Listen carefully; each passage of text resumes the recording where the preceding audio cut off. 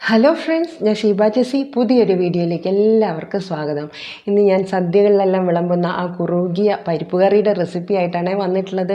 ചില സ്ഥലങ്ങളിലെല്ലാം ചൂട് ചോറിൻ്റെ കൂടെ ആദ്യം ഈ പരിപ്പ് കറിയും നെയ്യും പപ്പടവും കൂട്ടി കുഴച്ചിട്ടാണ് കഴിക്കാറ്. അപ്പോൾ ഈ രുചികരമായിട്ടുള്ള ഈ പരിപ്പ് കറി തയ്യാറാക്കുന്നത് എങ്ങനെയാണെന്ന് പെട്ടെന്നൊന്ന് കണ്ടു നോക്കാം. ഇതിനായിട്ട് ഞാൻ ചെറുപയർ പരിപ്പാണ് എടുത്തിട്ടുള്ളത്, സാമ്പാർ പരിപ്പല്ല എടുക്കേണ്ടത്.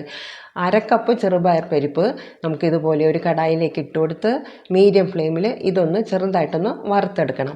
കളറൊന്നും മാറിപ്പോകാതെ നമുക്കിത് പെട്ടെന്നൊന്ന് വറുത്ത് കോരി ഒരു പാത്രത്തിലേക്ക് മാറ്റി കൊടുക്കാം. ആ പാകത്തിന് വറുത്ത് കഴിഞ്ഞാൽ നമ്മളിത് പെട്ടെന്ന് തന്നെ ഒരു പാത്രത്തിലേക്ക് ഇട്ട് കൊടുക്കണം. ഇനി നമുക്ക് ഈ പരിപ്പ് ഒരു 3 തവണ 3-4 തവണ നന്നായിട്ടൊന്ന് കഴുകിയെടുക്കാം. വെള്ളമൊഴിച്ച് ഇതുപോലെ കഴുകിയെടുത്ത ശേഷം ഞാനൊരു സ്ട്രെയിനറിലേക്ക് ഇട്ട് കൊടുത്ത് ആ വെള്ളം എല്ലാം ഊറ്റിക്കളഞ്ഞിട്ടുണ്ട്. ഇനിയാണ് ഇത് നമ്മൾ വേവിച്ചെടുക്കുന്നത്.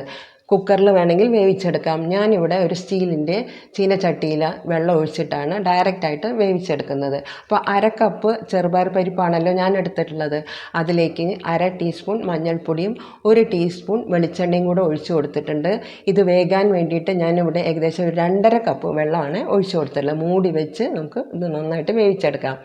ഇത് വെന്ത് വരുന്ന സമയം കൊണ്ട് ഇതിലേക്കുള്ള ഒരു അരപ്പ് തയ്യാറാക്കാനായിട്ട് 1/2 കപ്പ് തേങ്ങയിലേക്ക് 1/2 ടീസ്പൂൺ ചെറിയ ജീരകവും 2 വെളുത്തുള്ളി അല്ലിയും 3 പച്ചമുളകുമാണ് എടുത്തിട്ടുള്ളത്. ഇതിലേക്ക് നമ്മൾ ചുവന്ന മുളക് ചേർക്കുന്നേ ഇല്ല. പച്ചമുളകിൻ്റെ എരിവാണ് ഈ പരിപ്പ് കറിക്ക് വേണ്ടത്. ഇനി ഇതുപോലെ നല്ല പേസ്റ്റായിട്ട് നല്ല സ്മൂത്തായിട്ട് നമ്മൾ അരച്ചെടുത്ത് കൊണ്ടുവന്നിട്ടുണ്ട്. ഇനി പരിപ്പ് വെന്തോ എന്ന് നമുക്കൊന്ന് നോക്കാം. ഏകദേശം 3/4 മണിക്കൂർ നേരം എടുക്കും ഈ പരിപ്പ് നന്നായിട്ട് വെന്തൊന്ന് സോഫ്റ്റായിട്ട് വരാൻ. അപ്പോൾ ഇടയ്ക്കൊക്കെ ഒന്ന് തുറന്ന് നമ്മൾ ഇളക്കി കൊടുക്കണം. അടി പിടിക്കാതെ വേണം നമ്മൾ ഈ പരിപ്പ് നന്നായിട്ട് വേവിച്ചെടുക്കാൻ. പരിപ്പൊന്ന് വെന്ത് ഒന്ന് ചെറുതായിട്ടൊന്ന് ഉടച്ചു കൊടുത്ത് നമുക്ക് ഇനി ഇതിലേക്ക് അടുത്തതായിട്ട് നമുക്ക് അരപ്പാണ് ചേർത്ത് കൊടുക്കേണ്ടത്. അപ്പോൾ ആ തേങ്ങയുടെ അരപ്പ് നമുക്കിതിലേക്ക് ഒഴിച്ചു കൊടുക്കുന്നുണ്ട്. ഇനി എല്ലാം കൂടെ നന്നായിട്ട് മിക്സ് ചെയ്തെടുക്കണം. ഇനി ഫ്ലെയിം ഒന്ന് മീഡിയത്തിൽ തന്നെ വെച്ച് കൊടുക്കണം, കാരണം വല്ലാതെ ഇത് തിളച്ച് വരാൻ പാടില്ല. അപ്പോൾ ആ തേങ്ങയുടെ അരപ്പ് പരിപ്പിലേക്ക് നല്ല പോലെ നമുക്കൊന്ന് ഇളക്കി നന്നായിട്ടൊന്ന് മിക്സ് ചെയ്തെടുക്കാം. ഇനി ഇതിൻ്റെ കൺസിസ്റ്റൻസി എത്രയാണോ വേണ്ടത് അതിനനുസരിച്ച് നമ്മൾ വെള്ളം ഒഴിച്ചു കൊടുക്കണം.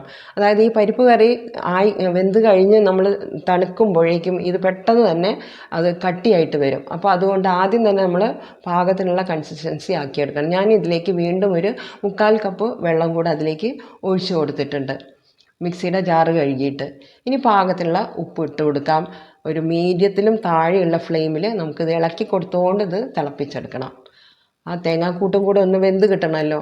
അപ്പോൾ അതിന് വേണ്ടിയിട്ട് ഇതുപോലെ അടി പിടിക്കാതെ ഇരിക്കാൻ വേണ്ടിയിട്ട് ഇങ്ങനെ ഇളക്കി നമുക്കിത് തിളപ്പിച്ചെടുക്കണം.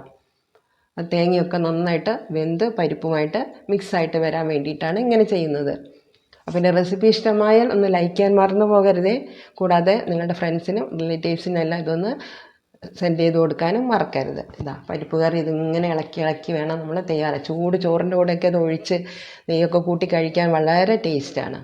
അപ്പോൾ ഞാൻ ഇത് ഇപ്പോൾ ഇവിടെ ഫ്ലെയിം ഓഫാക്കാൻ പോവുകയാണ്. ചെറിയതായിട്ടൊന്ന് തിളച്ച് വന്നിട്ടുണ്ട്. പരിപ്പ് കറിയുടെ ഞാൻ ഫ്ലെയിം ഓഫാക്കി. ഇനി നമുക്ക് കടായിലേക്ക് എണ്ണ ഒഴിച്ചു കൊടുത്ത് താളിപ്പ് ചേർത്ത് കൊടുക്കാം. അതിനായിട്ട് ഞാൻ 2 ടീസ്പൂൺ വെളിച്ചെണ്ണ ഒഴിച്ചു കൊടുത്തിട്ടുണ്ട്.